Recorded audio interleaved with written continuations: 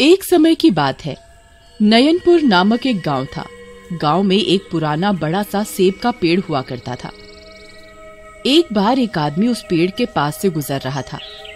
पेड़ पर लगे सेब को देखकर उसने सोचा, अरे वाह, ये सब तो बहुत ही ताजे और मीठे लग रहे हैं। मैं यदि कुछ सेब तोड़कर घर ले जाऊं तो सब कितने खुश हो जाएंगे। और वह पेड़ को हिलाकर सेब गिराने लगा। अरे ये तो बहुत ही रसीला लग रहा है, क्यों ना मैं एक सेब अभी यहीं पर खा लूं। वह उस लाल ताजे सेब को खाने लगता है, पर सेब खाते ही वो तड़पने लगता है।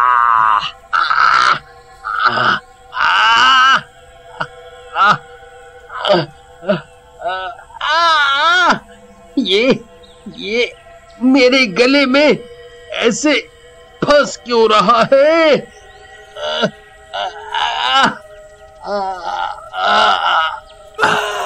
और वो जमीन पर गिरकर मर जाता है। उसे देख वहां कई गांववासी इकट्ठा हो जाते हैं। अरे, ये तो पेड़ से तोड़कर फल खा रहा था, इसकी मृत्यु कैसे हो गई? इतने में एक आदमी को पेड़ पर कुछ हिलता नजर आता है। वो ध्यान से देखता है और डर कर चिल्लाता है, अरे देखो वहाँ! उसे एक हरे रंग की भयानक चुड़ैल टहनी पर बैठकर पैर हिलाती और नुकीले दांत दिखाकर मुस्कुराती नजर आती है, पर जब तक कोई और देखे वो पेड़ में छुप जाती है। अरे, वहाँ तो कोई भी नहीं है, क्यों चिल्ला रहे हो? अरे, वहाँ एक हरे रंग की चुड़ैल बैठी थी, मैंने अभी देखा। पर किसी को उस पेड़ पर कोई भी दिखाई नहीं देता। कुछ गड़बड़ तो है इस पेड़ में। चलो भाइयों, हम सब इससे दूर ही रहते हैं। फिर काफी समय तक कोई उस पेड़ को नहीं छेड़ता। पूरे गांव में बात फैल जाती है कि वो पेड़ भूतहा है। कुछ दिनों बाद वहां तेजपाल नाम का लकड़हारा उस भूतिया पेड़ के पास वाले घर में अपनी माँ और पत्नी शारदा के साथ रहने आता है। अरे सुनती हो शारदा, इतनी देर कहाँ रह गई? चलो जल्दी खाना लगाओ मेरे लिए। हर काम में देर, पता नहीं माँ जी ने इसमें क्या देख करके मुझसे शादी करा दी। अजी ये लीजिए खाना। ये क्या बेस्वाद खाना बनाया है? खाया भी नहीं जा रहा। घर वालों ने खाना नहीं बनाना सिखाया क्या तुम्हें? माफ कर दीजिए जी, शायद नमक कम रह गया। जाओ कुछ चटपटा बनाकर लाओ जल्दी से। जी जी जी जी अभी लाई। खाना खाकर तेजपाल लकड़ी काटने निकलने लगता है। मैं काम पर निकलता हूँ, शाम को मेरे आने तक खाना तैयार रहे, समझी? और हाँ, माँ जी की सेवा अच्छे से करना। यदि मुझे उनसे कोई शिकायत मिली तो तुम्हारे लिए ये अच्छा नहीं होगा। जी मैं ख्याल रखूंगी उनका। अरे अब तक चाय क्यों नहीं लाई हमारी? रसोई में सो गई क्या? अभी लाई माँ जी। जाकर घर की अच्छे से सफाई कर। पता नहीं कहाँ की महारानी समझती है खुद को। शारदा को बहुत बुरा लगता है। वो घर से निकलकर टहलते हुए उसी भूतहा सेब के पेड़ के नीचे जाकर बैठ जाती है और सिसक कर रोने लगती है। मैं तो सब काम मन से करती हूँ, फिर भी सब मुझे ताने देते हैं। आखिर मैं ऐसा क्या करूँ कि ये लोग मुझसे खुश हो जाए?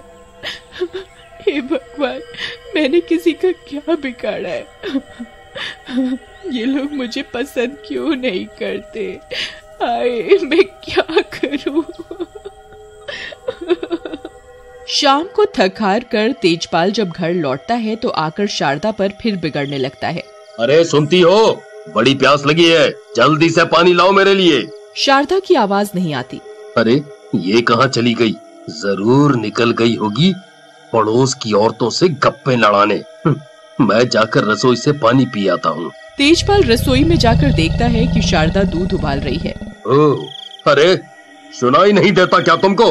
तब से तुमको पुकार रहा हूँ, कहाँ खोई रहती हो? शारदा कोई जवाब नहीं देती। तेजपाल शारदा के कंधे पर हाथ रखता है और कहता है, तुमसे बात कर रहा हूँ। शारदा पलट कर देखती है। उसे देखकर तेजपाल के होश उड़ जाते हैं। उसका चेहरा हरा और आंखें बड़ी बड़ी लाल लाल रहती हैं।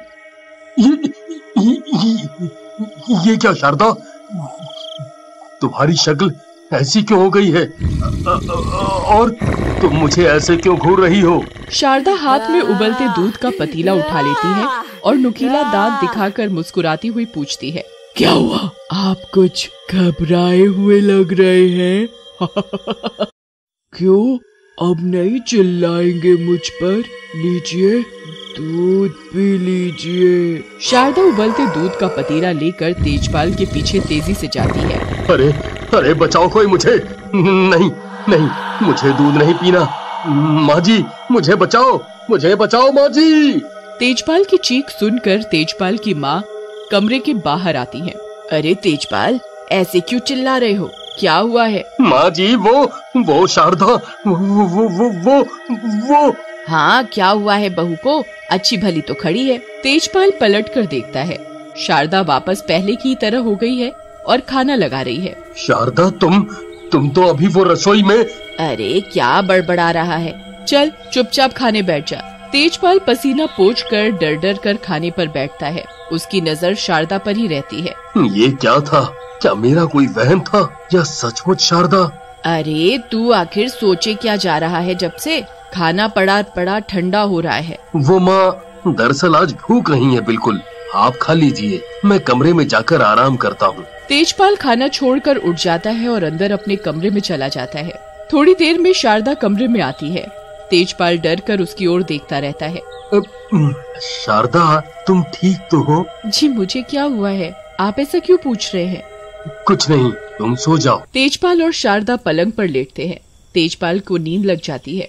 तेजपाल को अचानक भुतहा गुर्राने की आवाज आती है। वो नींद टूटते ही देखता है शारदा फिर हरी चुड़ैल बन गई है।